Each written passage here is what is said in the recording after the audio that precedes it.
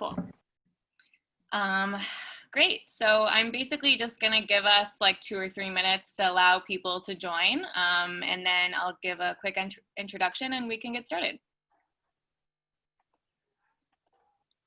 Good morning, everybody. If you could just chat to us where you're dialing in from or joining from in the chat, that would be great.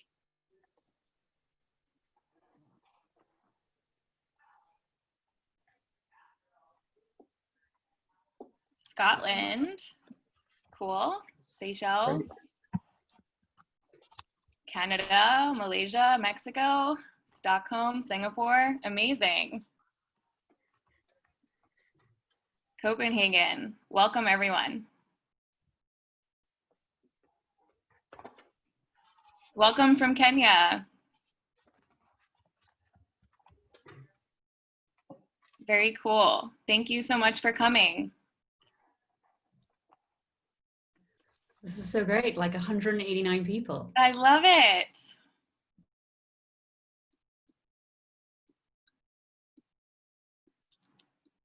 Cool. We're just gonna give it 1 more minute and then we'll kick things off.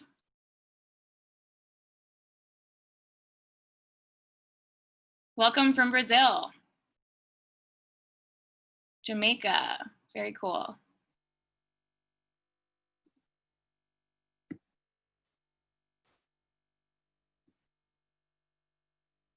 Okay, 218, awesome. Welcome from Hawaii. Carlie is in Hawaii too. Love the early birds. Yeah, it's early birds for sure. Welcome from Spain. Okay, guys. I think we can kick things off. Hello, everyone. I am so incredibly excited to be here today with all of you and with our partners, DOSI, for this very exciting UN World Oceans Day event. This year's theme for World Oceans Day is Innovation for the Ocean. And we are very pleased to bring 4 incredible experts together for this discussion on deep sea exploration. My name is Brittany and I'm with the Sustainable Ocean Alliance. We're a nonprofit organization with a mission to empower youth ocean innovators all over the world by supporting their ideas and businesses and projects and creating solutions to the threats facing our ocean today. Our youth community has continuously expressed a great interest in this topic over the past year, so we are so grateful to have this wonderful group of ocean thought leaders with us here. Dr. Diva Amon will be moderating today's panel. Please do feel free to ask questions in the chat box during today's discussion. The Q&A chat box is located on the bottom right corner of your screen. So throughout the event, please feel free to submit your questions there and we will be taking them towards the end. Thank you all so much again for coming today. We're very excited and over to you, Diva. Great, thank you, Brittany. Good morning, good afternoon, good evening, everyone. Thank you so much for joining us again. So my name is Diva Amon, and like many of the other experts who you're going to be hearing from shortly, I'm a deep sea biologist that works at the nexus of science, policy, and communication. And today I'm here on behalf of the Deep Ocean Stewardship Initiative, also known as DOSI, which is a global network of experts that seeks to integrate science, technology, policy, economics, law, to basically advise on how we should be using our deep ocean. And we often hear, of course, that the deep ocean is Earth's final frontier, and less than 0.1% of it has ever been seen.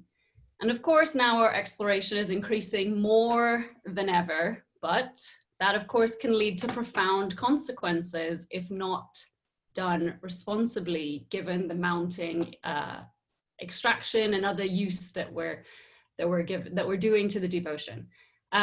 So today, thank you to Sustainable Ocean Alliance for allowing us to shine a spotlight on deep sea exploration and stewardship. And we get to spend the next hour with 4 incredible women who have dedicated a lot of their lives to exploring the deep ocean and stewarding the deep ocean. We'll have them shortly introduce themselves and their work. And then we'll move into a very informal discussion. Throughout this discussion, I've got some hard-hitting questions that I'm going to pose, but as Brittany said, we very much want to hear from you. Please do type your questions in and we will try to get to them. There'll also be a couple rapid-fire questions to sort of like keep the momentum up. So again, thank you so much for joining us. We're really looking forward to hearing more about deep ocean exploration and stewardship from our experts. And with that, I will hand over to Julie Packard. She's the executive director of the Monterey Bay Aquarium and just an amazing ocean conservation leader. And so with that, let's let Julie introduce herself and her work.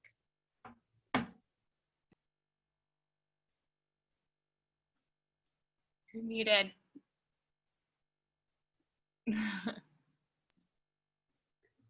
This is just like, you know, this just happens in Zoom chats nowadays. You're still muted, Julie. Julie, you're muted a little. Yeah.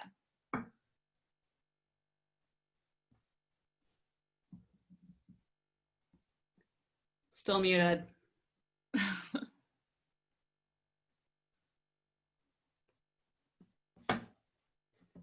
And our tech support unmute her.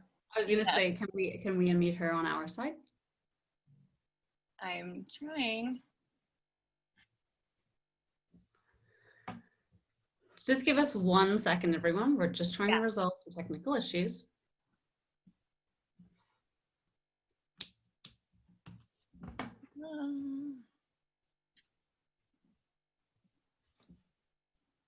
Should we throw it to Carlie to start things off while we're trying to unmute Julie?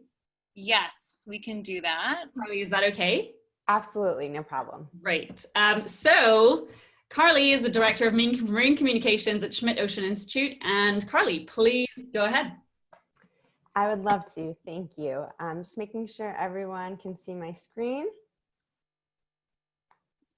Yep, definitely. And we'll get started, thank you. First of all, I really appreciate being part of this esteemed panel. So thank you so much to the other panelists and to SOA for inviting me here today to speak with you all.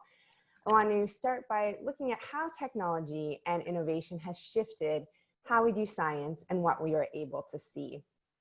The incredible imagery I'm sharing today is made possible with Schmidt Ocean Institute's ROV Sebastian, a deep diving robot that can collect 4K video and samples from 4,500 meters depth. These images share a part of the ocean not often seen by people and bring to light an incredible beauty found in the deep sea. Ocean science, once completed in remote regions with little public engagement, has changed with a growing number of scientists and institutions looking to expand their reach, engaging not just those traditionally active in ocean science, and deep sea exploration. Scientists now bring in local community members, artists, students, and scientists use data visualization, technology, and the arts. These mechanisms enable broader understanding of the ocean and offer students and learners opportunities for engagement and to train in the ocean sciences.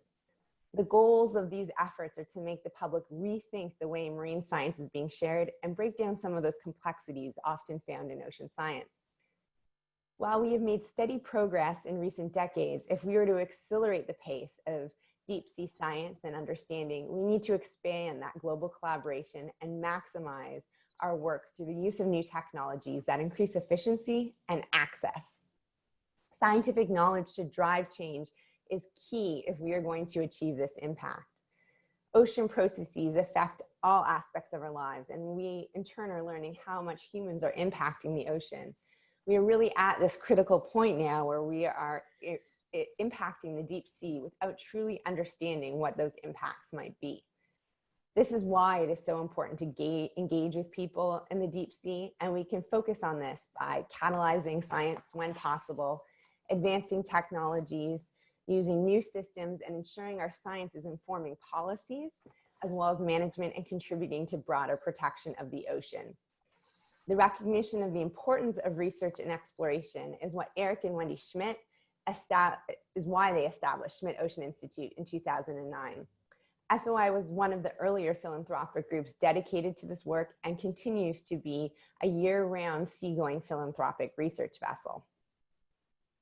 Our vision is to talk about the ocean in ways that reach people, and we do this through 5 dedicated programs connecting society remotely to the work in the deep sea, through live ship-to-shore connections, ROV live streams, an Artist at Sea program, student opportunities, and expanding community participation.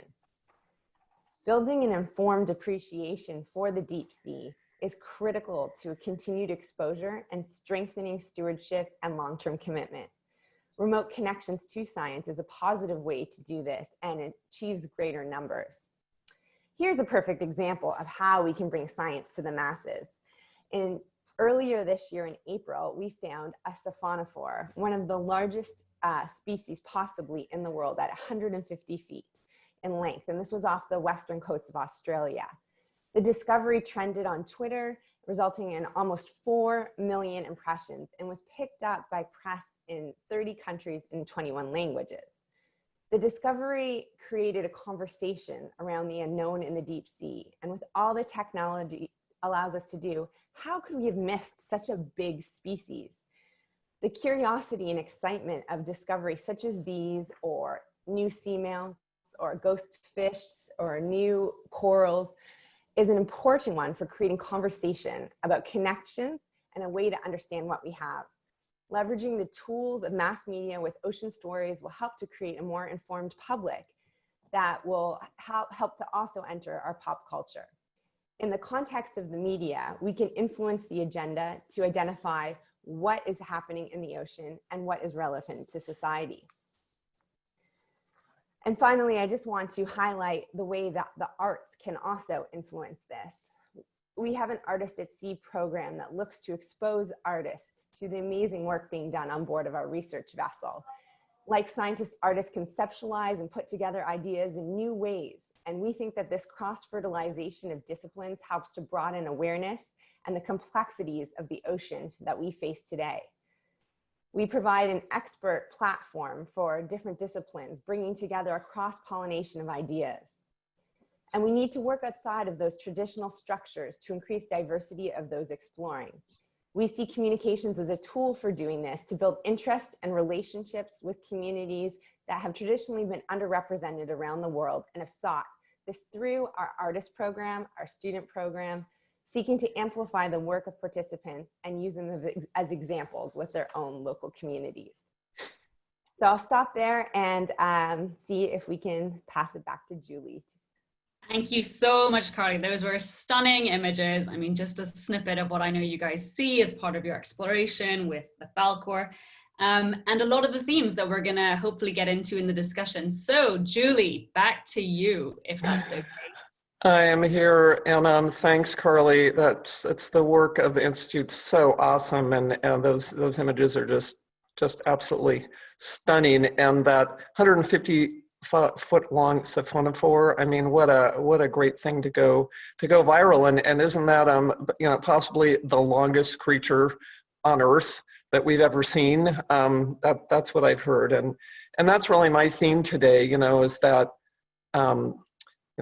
most of life on Earth is in the ocean, and we really don't, think of it that way. We're such a land-dwelling species, and yet, 99% of the space where life can exist is in the ocean, and most of the ocean is deep sea. So that creature was just a start. Also, looking at a few of the images that we've captured, and mine are not. Really, I just want to stop you for a second. We can't actually see your screen. Yeah, I'm just. Sorry, just wanted to make sure. Sorry. Yeah. No, I was just going to pull it up here for us. And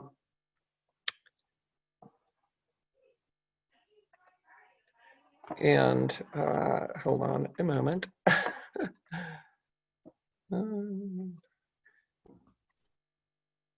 I can tell great fish jokes in the meantime. Yes. Well, we can. We can tell the anglerfish story. Yes. Someone else has my slides, and I'm having a hard time now getting them to pull up. That's So, okay. I can run them through Brittany. Brittany, is that okay with you? Perfect, Brittany. Thank you so much. And you know, I don't have specific stories with each image. I just have some beautiful images to share. And so, you know, my journey has been really started as a coastal one, and I've had the privilege of living on this beautiful part of ocean called Monterey Bay in the Central California coast. And in founding the Monterey Bay Aquarium with my family to, you know, share that beauty and wonder, we got that started, and it was a big success. But my father, David Packard, as an engineer, was so struck by the lack of technology and engineering to access the ocean, the deep ocean especially, which is, of course, the last frontier on Earth.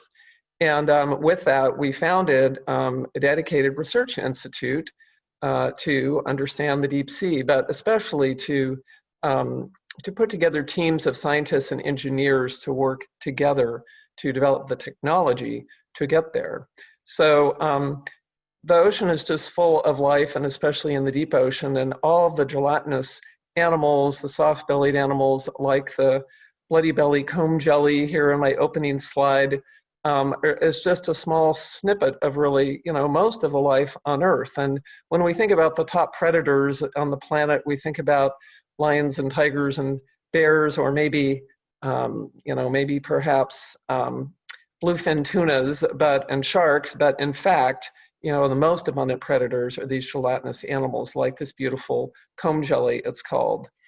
And my next slide shows sort of a potpourri of some of the amazing life forms right here in Monterey Bay. And MBARI, our research institute, has discovered over 200 species already just in Monterey Bay, which gives us an idea of the incredible biodiversity that, that exists that we have yet to even touch the surface of. And so those animals are not only remarkable.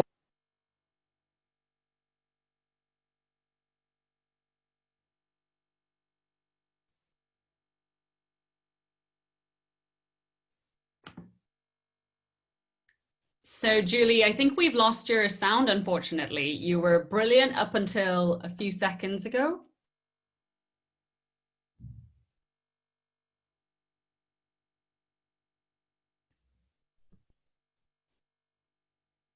Can anyone hear me speaking? Oh, I can hello. hear you, yes. Diva, we Okay. can hear you. Okay, great. Just checking.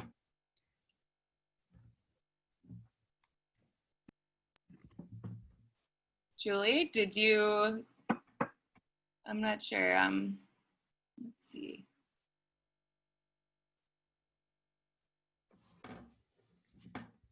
We were hearing her just. Yeah, I know. Oh, now she's muted.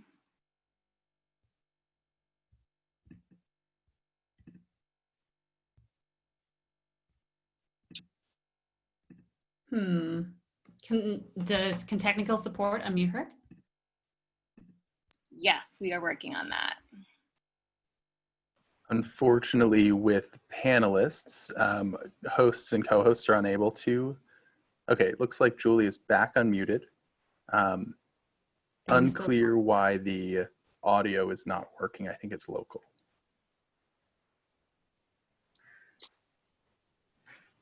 Okay, well, in the meantime, should we jump on to Lisa?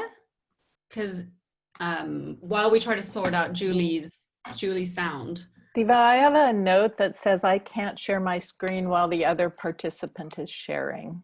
That's okay. We have left that now, and you should be able to share your screen now. Okay, there we go. Share. All right, are we good?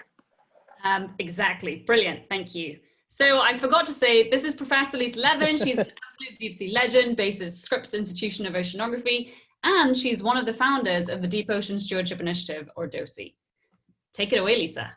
Okay, thank you. Well, Diva said we have 5 minutes to talk about ourselves and our work. And I wanted to start with 2 pictures by my favorite deep sea artist, Lily Simonson, who's drawn some of the creatures that I've worked on the continental margin of Costa Rica.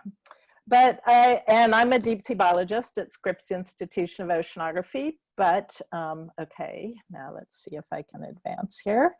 I didn't always work in the deep sea. My PhD was also done at Scripps, and I studied worms in intertidal mudflats. And from that work, I learned the joy of playing in the mud, the power of experimentation, and the importance of disturbance in shaping life. And all of those lessons have translated to the deep sea.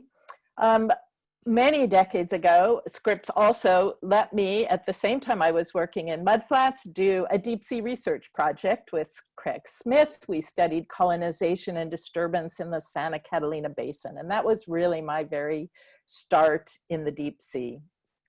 I spent, after leaving Scripps, I had a brief postdoc at Woods Hole and spent 9 years on the faculty at North Carolina State University.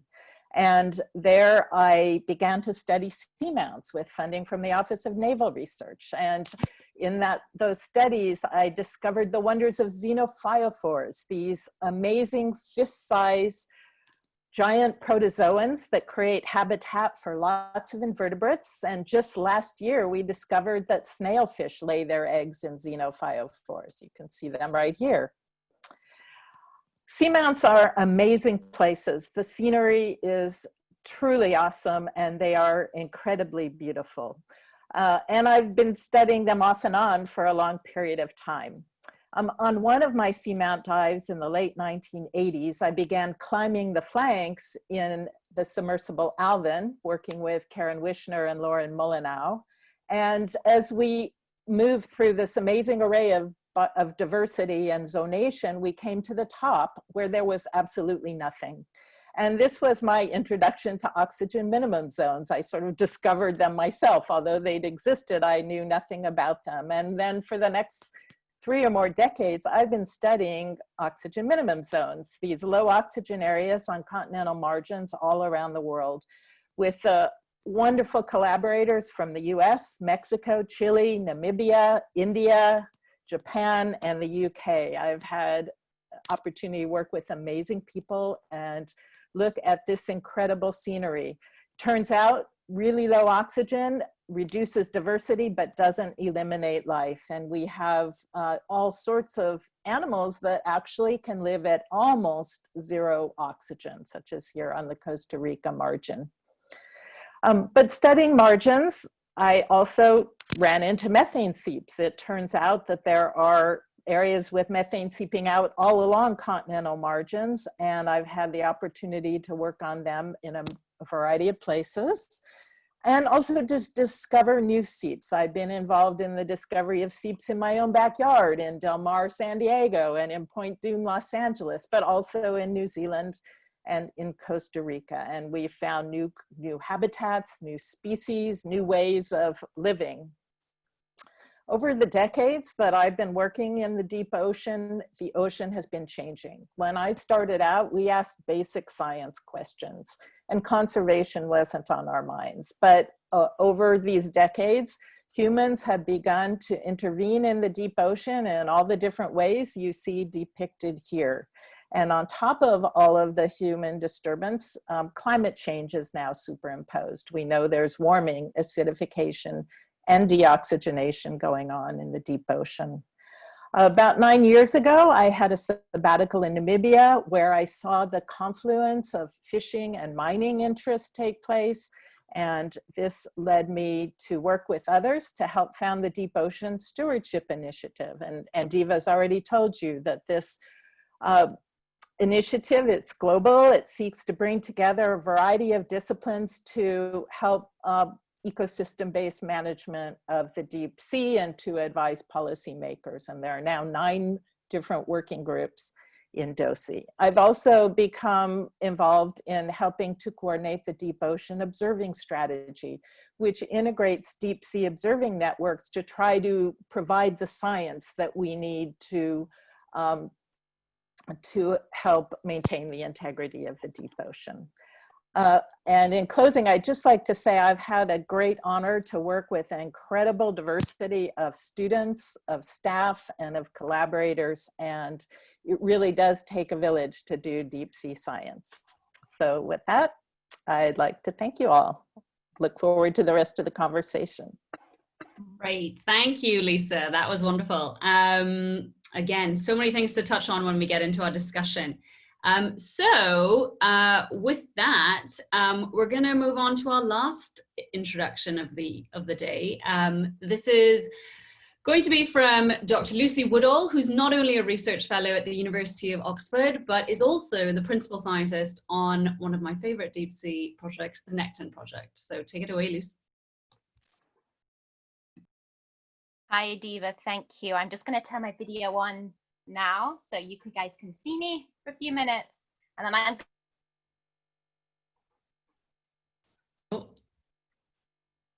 don't have great stability on my internet here. So Brittany, can we get the slides up? Yes, you can. Thank you. So just while Brittany's getting those slides up for us, I think I have the worst job of the day because I have to come at the end of such a fantastic panel of introduction. So this can be really tough, but you guys hang with me. So I'm interested in documenting and understanding patterns of marine life and how these have changed due to human activities. And then I feed this into policy to understand how we need to change those behaviors and how that might result in a better ocean for the future. I currently focus on deep sea and deep reef environments, and also a species of conservation concern. And actually, like Lisa, I didn't start in the deep sea. I started working on seahorse population genetics and diving around European coastal waters. So I've chosen to share with you today some of the work that I'm doing with Nekton, a UK NGO, as Diva's mentioned. Thank you, Diva. And our current work is based in the Indian Ocean. And the slide that's up here now saying mission schedule is the one that I'm going to talk about. So the first work in the Indian Ocean was conducted last year in a joint expedition with Seychelles to explore their deeper reefs. And the image you've just seen was one of those reefs in Seychelles. And our aims on this expedition were to explore from surface to 500 meters, because previously there hadn't been any systematic survey below 30 meters. And we were going to document patterns of life using observations and sampling. And to understand these by also measuring environmental parameters, and then turning this new data into usable information with Seychellois, who can use it to create their management plans. Can we go back to slide 2, please, Brittany? Yeah. Thank you. For the new management plans for the newly protected waters. And those of you who don't know, Seychelles is a leading nation in ocean protection. They have now protected just over 30% of their national waters. So slide 3. Thank you. So Seychelles' first descent was the first of a multi-expedition mission in the Indian Ocean. And now all of the different steps have been shared on this slide, and hopefully you can see them. But as you can see, actually there's lots of different points. All those colored boxes provide different points. So I'm just going to highlight 4 of them. So the first thing I think is really important is that it takes time to build the relationships and to explore the opportunities to ensure the best questions for the nation are being explored when the expedition is conducted, and also to design a pathway so that the data can be used as information. And I found that this is at least a year before going to sea, and then initial data can be produced about a year after. So secondly, our research with Nekton has a co-production philosophy. This is very important to me and my lab, and it means that each and every stage, the goals are created and priorities made by all partners in Seychelles.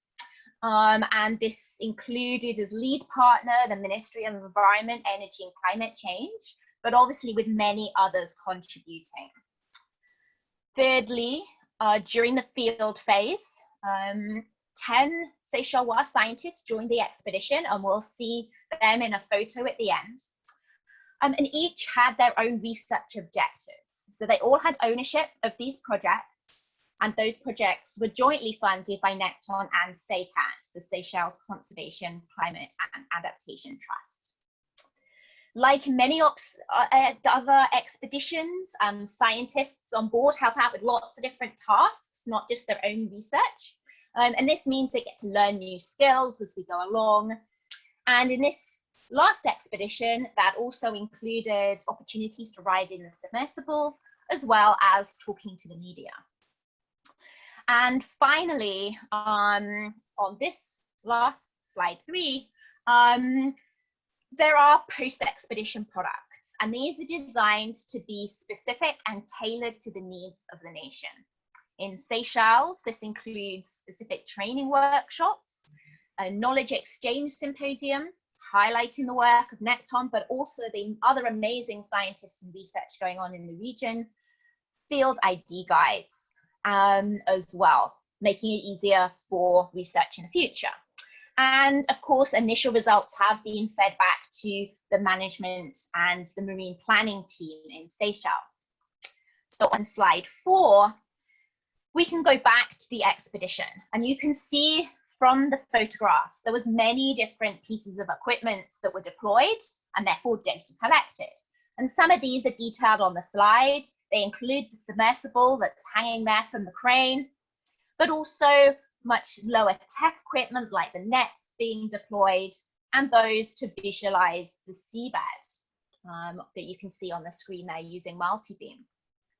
The range of equipment and data means that these multidisciplinary aspects necessitated lots of different scientists from different fields being on board and then as collaborators.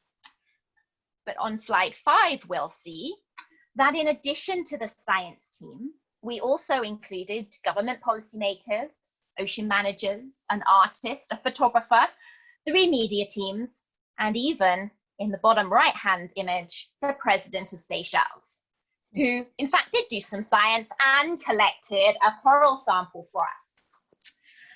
And on the final slide, I'm going to close by answering a question. And it's really interesting that all the other speakers today have brought up this inclusion and diversity. And I love that village idea that Lisa shared with us.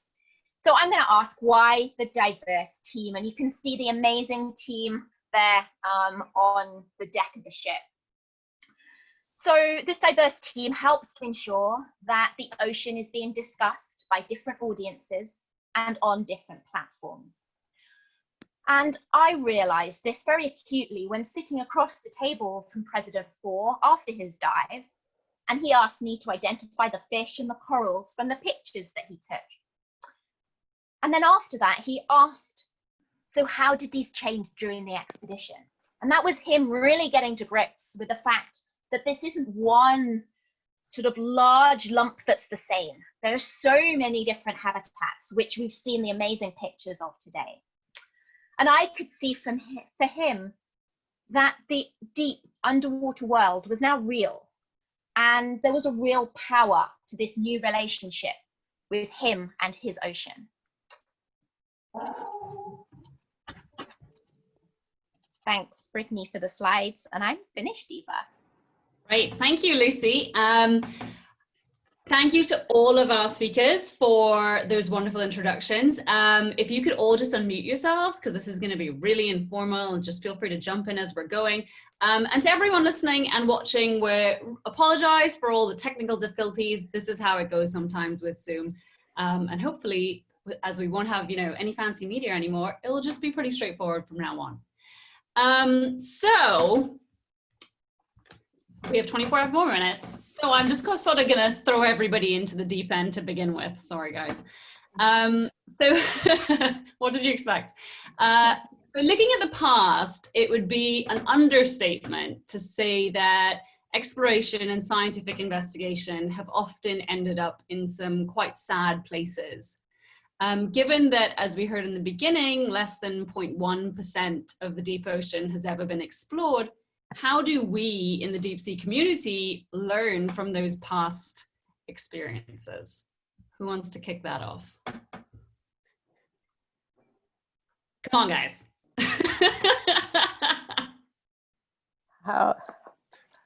Say it again. How have we learned from our past experiences? So exactly. So historically, we've seen that our exploration has sort of unmasked these resources and other bits that we now use. So how do we ensure that in the future, moving forward, we, that exploration actually isn't that gateway to irresponsible exploitation, and we make sure we're doing things responsibly?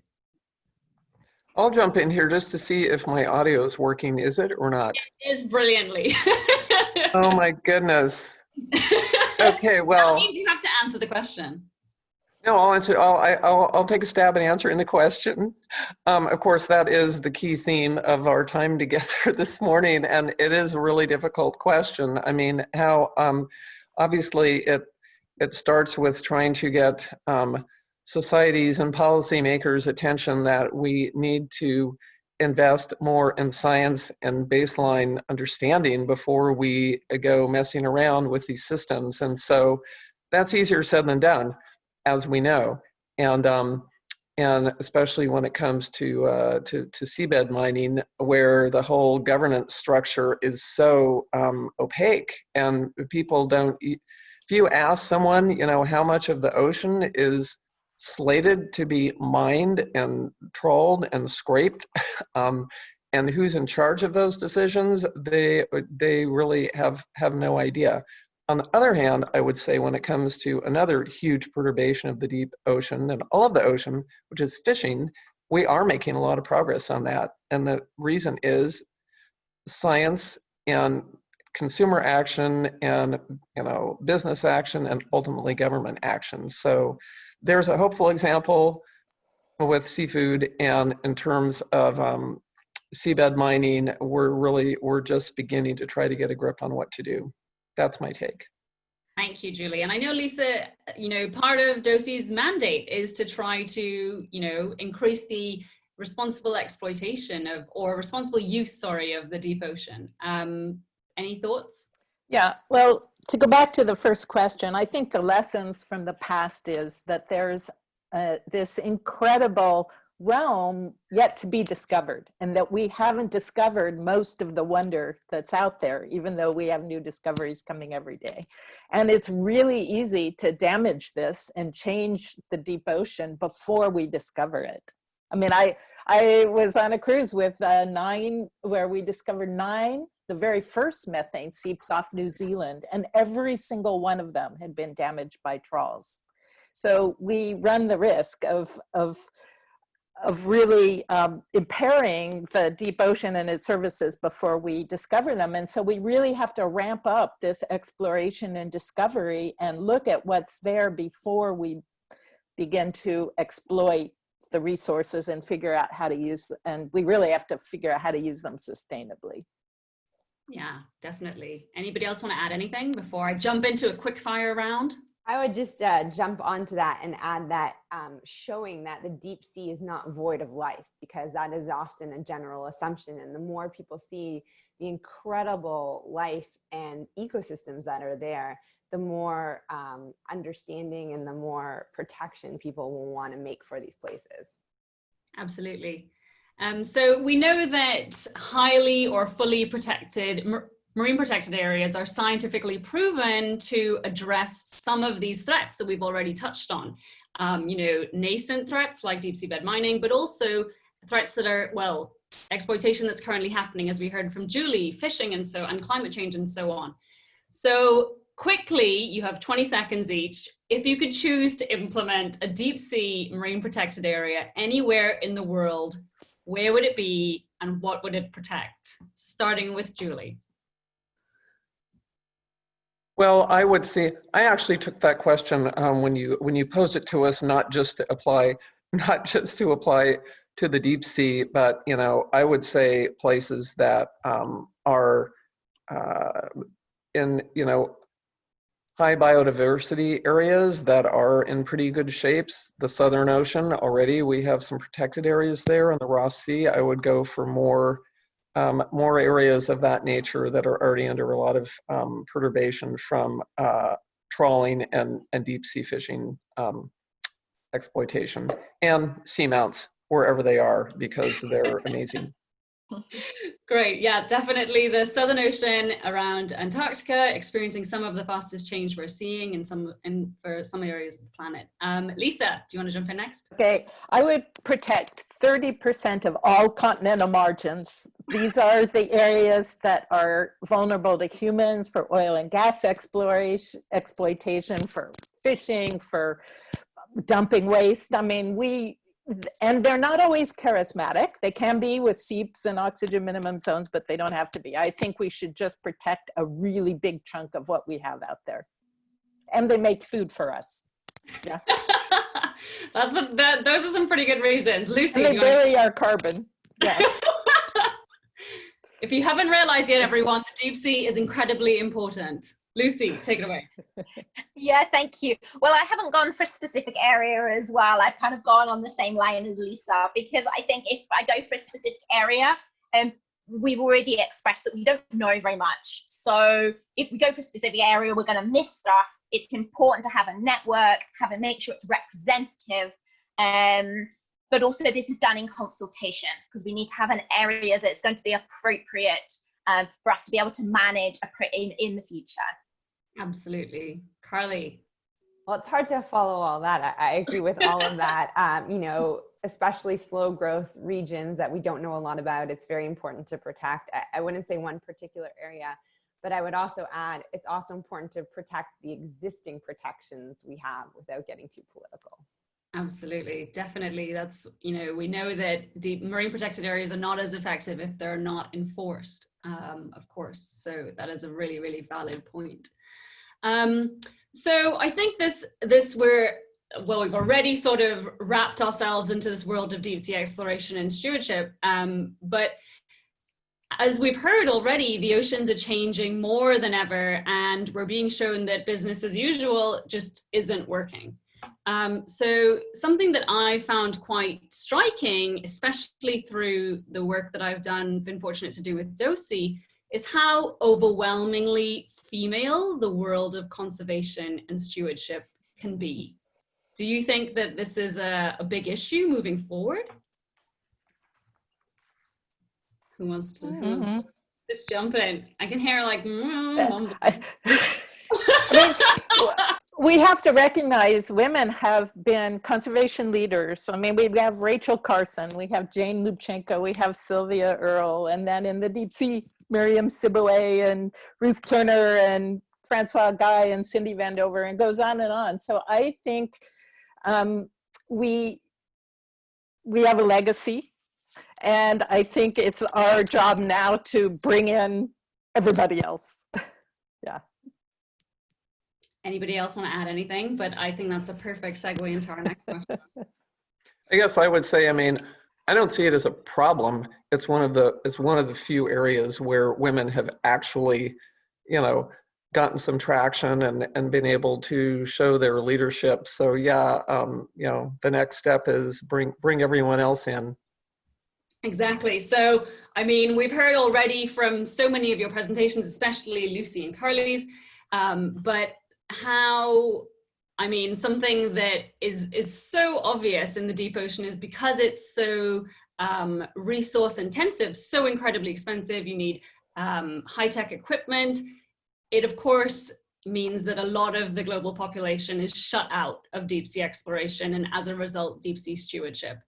So, I mean, this panel is a perfect example. Even though we're here, it's this amazing group of women, whoop, we're all mostly from North America or Europe. And of course, I'm from the Caribbean. But because our deep oceans are, of course, they're global. And those using it, experiencing it, studying it, managing it should be as well. So We've heard some, great work being done by Nekton, and there are some other great examples, but how do we really change deep ocean science and stewardship to be more equitable, inclusive, and accessible in the future? Lucy, do you want to jump in with that one? Sure, Diva, my pleasure. Yeah, so I think to start off, to make a comment, I think that it's really important to take time for conversations, to have a mutual dialogue. It's not about, I've got access to a bit of equipment, so I'm going to give it to you to use if you don't have access to it. It's me understanding from you what are those best questions for us to ask together. And it's that mutual conversation, I think, that is absolutely key as we move forward. And when we can recognize the value and the mutual value in having a diverse team of people with us, then we can do the best science and we can communicate that in the best way. Because of course, a lot of this is understanding. We've met, Carlie and Lisa and Julie all mentioned this amazing ocean literacy that is necessary. And with their imagery, it's very easy to do that, but we need to get the imagery from all of our nations so that we can all feel connected to the ocean, because it's our ocean and we only have one. Absolutely. Anybody want to add to that? I'd just add onto that. I think that conversation piece is so important, and not just the conversation piece, but the follow-up piece. So when you have the imagery and the data and the science, making sure that that is being shared and engaged on multiple levels with local policymakers, with communities, with the scientists, so that you can do something with the science as well. And that information is helping to inform future actions. Absolutely. Julie, do you want to add anything? Or Lisa, sorry. No, go ahead, Julie. Oh, well, I would just add, certainly being working mainly on the public side and having a long history of experimenting around with communicating, science with the public and with young people. People of all colors and backgrounds actually, care about the environment. And the thing is that so many don't have access to learn about it. And so, at institutions like Monterey Bay Aquarium, we've had a big focus on being accessible and building education programs in the really diverse, rural and other school communities in California. So that kind of work is just so important, because so much of it is just exposure. I mean, there are kids on the Central Coast here that live literally 15 minutes from the ocean and have never seen the ocean. That kids come in the aquarium all the time from our local community, even that have never seen the ocean. So it really starts there, and then engaging those kids to model for other kids, that they too can see themselves in these roles moving forward. Absolutely. I think something we often hear and often forget is that representation does matter. And I think I found through my experiences that, really investing in people is key. And I think that's one of the reasons that Nekton's work is so brilliant. They take their time, and so I hope you don't mind me saying this, Lucy, but they take their time, they work with the country, work with all the stakeholders, and it's not a rush job. They really invest in the people in the country to learn how to do the work and to do the work, and then also how to manage the areas that they're working in. And it just is, really, it's not about jumping in somewhere and doing a workshop and then flying back out. That just doesn't work anymore. Diva, I just do want to add, thank you very much for kind words about Nekton. Obviously, that's something that is really close to my heart, doing it like that. But I think, I've had the opportunity to be able to lead science through co-production because of the way that Nekton is funded. And I think that that's actually a really interesting conversation, right? We're funded through philanthropists, through companies, rather than directly through national funding bodies, which don't necessarily see the value of that. So I think that, yes, absolutely, it's been a passion and more people should do it, but we also need to understand how we can facilitate that within our own organizations, within our own funding opportunities, to allow that and to understand that longer term value. I think this is something that both Carlie and Julie can speak to as well, right? The partnerships and the, you know, having philanthropists involved in these big movements, and the importance of that, and not just partnerships with philanthropy, but also with industry sometimes, and with intergovernmental organizations. And you know, it really is, deep ocean science is so expensive, so intensive, that we do need to have those partnerships, right guys? I think it's important that people have a voice and a way to engage, and DOSI's been really important there. So I would encourage all of the 300 and some people, you know, if you're not aware of DOSI, to go look us up on the website and join a working group and see how you can actually be part of the solution yourself. And so as we're talking about, you know, broadening access, we're getting a lot of questions from our audience about what, you know, would be your advice to not just someone who is very early career and thinking about a career regarding the deep ocean, but also just, you know, the average person at home. How can they engage more with the deep ocean and deep ocean issues? Someone just take it away. Well, I'll jump in. I mean, I would say, first of all, there's incredible video and film work being done by, you know, SOI and the research institutions and a lot of the entities out there. So in that way, you know, just encourage people to engage in events like this. You know, and another way that I think is becoming, well, it's near and dear to my heart, is the power of all of our public aquariums here in the US. We have all banded together to create a conservation partnership of the 20 major aquariums in the US to not only share conservation messages and learning, but to give people ways to mobilize them around policy actions. So, for example, we just had a big rollback of protected area on the North Atlantic coast, terrible event, and all of our institutions, you know, had lobbied to make that happen, and then we were lobbying to keep it in place. So, you know, find a venue for action, and aquariums are a great way to do it because they're, you know, accessible. Yeah, definitely. I think in some of the conversations we had prior to this call, a couple of people, Lucy and Lisa, I think, had mentioned the need to be curious and not underestimating that. Do you guys want to touch on that? I mean, I think deep sea exploration is all about keeping your eyes open, because you never know what you're going to discover. And if you aren't really aware and thinking about what you're looking at, you're likely to pass over some phenomenal thing that's could be really, really important.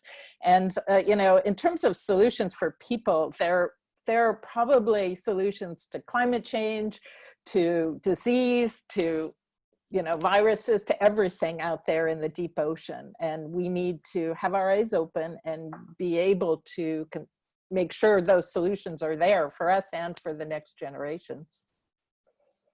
Yeah, I think Lisa gave us some fantastic examples about why her curiosity has been really vital for science. And of course, you know, that's one person's observation, but of course now multiple research groups look at that phenomena. And you know, that I think that's really important to recognize. It doesn't stop with you.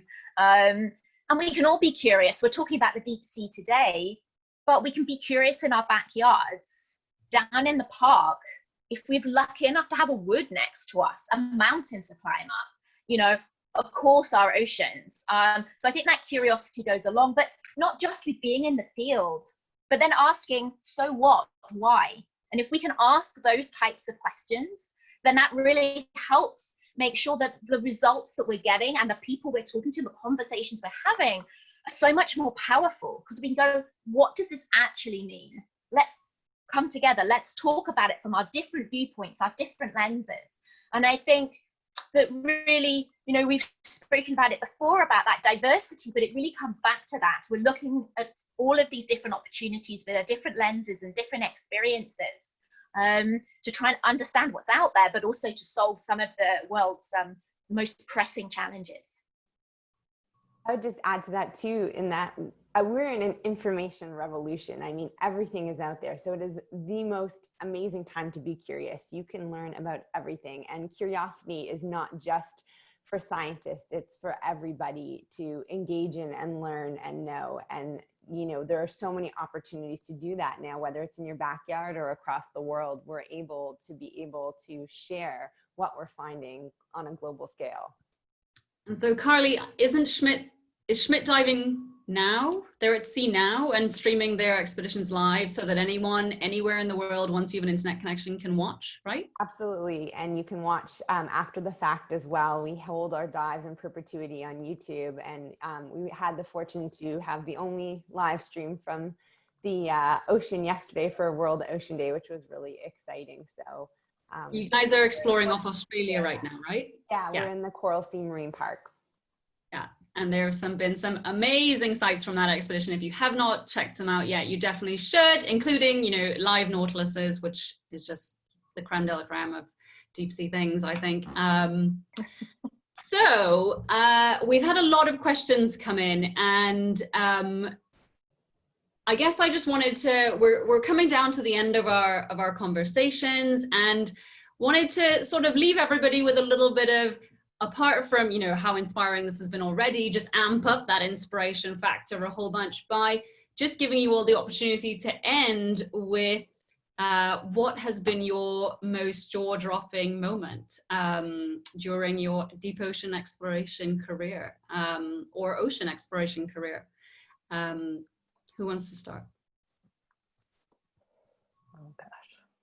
I can go first. I know. Like whenever you get this question, you're like, oh, I mean, this happens on every single research cruise. How do I pick one? I'll start.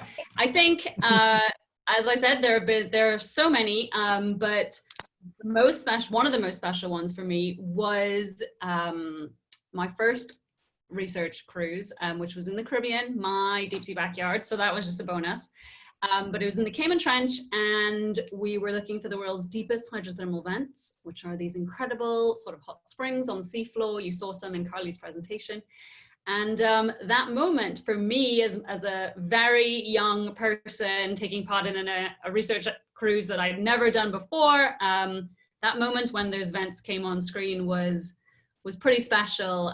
All the animals we found living around those vents were new species, and it still holds the record as the the deepest hydrothermal vents in the world. And I cry really easily, but I was like bawling at that moment. And yeah, moments like that happen on every single research cruise. Who wants to go now? I already mentioned the siphonophore, which has been a pretty incredible discovery, but I mean, there's been amazing discoveries on every expedition.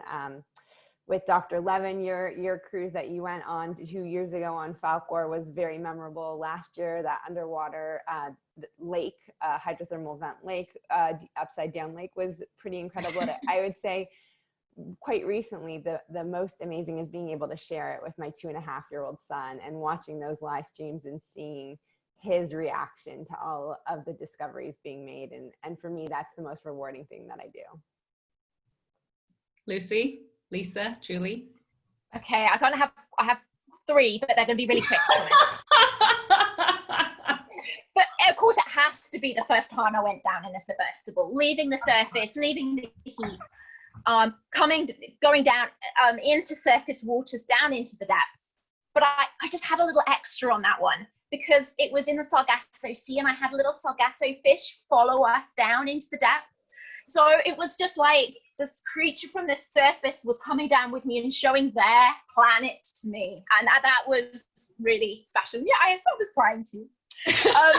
Secondly, another really important moment for me was working with Wild Oceans in Comores with a small ROV off their ship, and taking and showing fishers from the islands of Comores what their deep sea looked like when they had only experienced it from the surface. And that was great, and hearing from them what they call things, and they didn't realize some things ended up together, and they were living together, and that was really fascinating.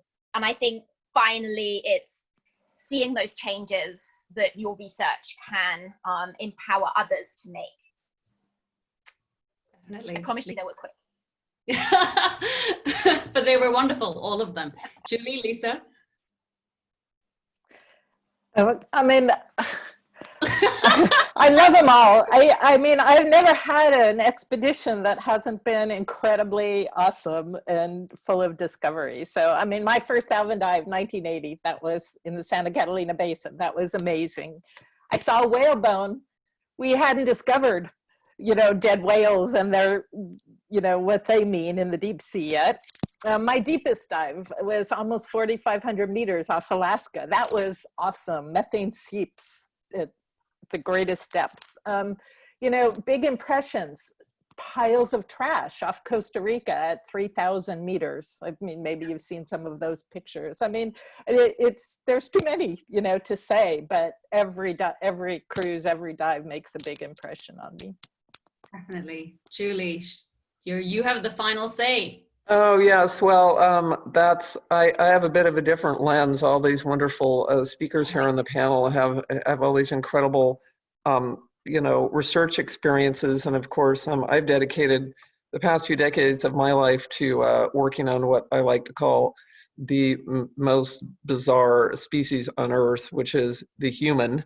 And so for me, actually, you know, my jaw-dropping moments are really more about people, and especially young people and families, you know, at the aquarium, and seeing people be so blown away, you know, seeing what is in the ocean. And that is so powerful to me, like more powerful than my own experience, to realize, you know, the power of a connection and opening people's eyes to the incredible diversity and beauty, most of all, of life here on Earth. So, you know, that's what keeps me going.